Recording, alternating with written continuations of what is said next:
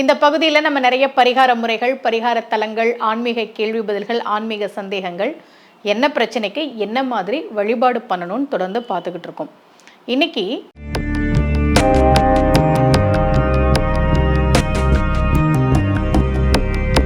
ரகசிய உண்மைகள் சேனலை பார்த்து கொண்டிருக்கும் உங்கள் அனைவருக்கும் சுமதி ஸ்ரீயின் அன்பு வணக்கம். ஒரு ஜாதகம் வந்தது எனக்கு. கணவன் மனைவி கல்யாணமாகி கொஞ்ச நாள் தான், ஒரு மாதம் 1.5 மாதம் அவ்வளோதான் சேர்ந்து இருந்தாங்க. பிரிஞ்சிட்டாங்க. அந்த பொண்ணு பிடிக்கலை அப்படின்னு சொல்லிட்டாங்க. இந்த பையனும் அந்த பொண்ணை சமாதானப்படுத்துறதுக்கான முயற்சியிலாம் இல்லை, போனால் போகட்டும் அந்த மாதிரி சொல்லிட்டாரு. அப்போ அவங்க என்கிட்ட ஜாதகம் பார்க்க வந்தாங்க.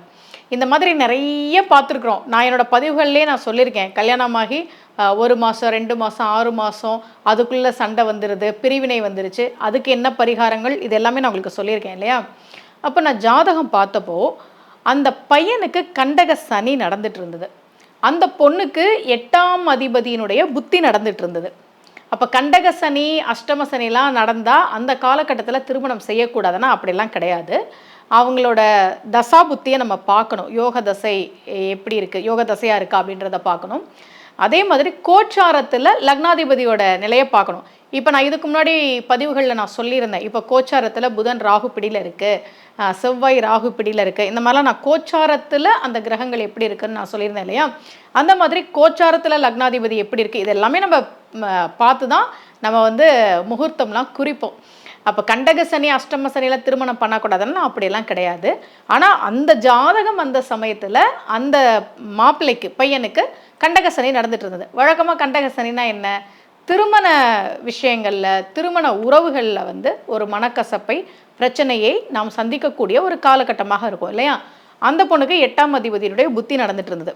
அப்போ நான் சொன்னேன், கொஞ்சம் நம்ம வெயிட் பண்ணோன்னா 8ஆம் அதிபதியினுடைய புத்தி முடிஞ்ச பிறகே அந்த பொண்ணுக்கு மனம் மாறுவதற்கான காலகட்டம் இருக்குது. ஏன்னா நம்ம 2ஆம் திருமணம் அதெல்லாம் நம்ம பார்ப்போம்.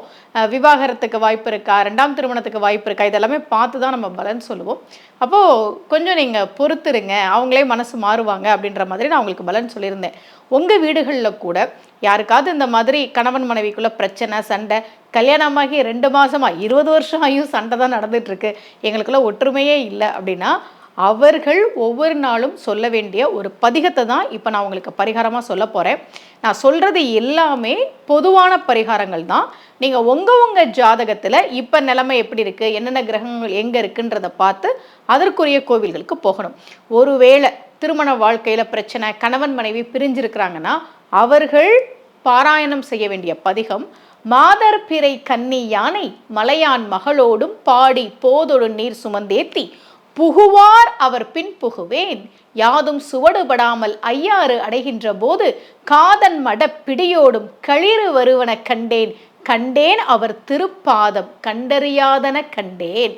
இந்த பதிகத்தை பாராயணம் பண்ணுங்க. மாதர் பிறை கன்னி யானை மலையான் மகளோடும் பாடி போதோடு நீர் சுமந்தேத்தி இப்படின்னு தொடங்குகிற இந்த பதிகத்தை நீங்கள் பாராயணம் செய்கிற போது நிச்சயமாக திருமண வாழ்க்கையில் ஏதாவது பிரச்சனை, கணவன் மனைவிக்குள்ள ஒற்றுமை இல்லை, ஆளுக்கு ஒரு பக்கமாக இருக்கிறாங்க, இந்த மாதிரி பிரச்சனைகள் இருந்தால் அது சரியாகும் என்பது நம்பிக்கை. இதே போல ஒரு பரிகார முறையோடு மீண்டும் உங்கள் அனைவரையும் சந்திக்கிறேன். அனைவருக்கும் அன்புடன் சுமதி ஸ்ரீ.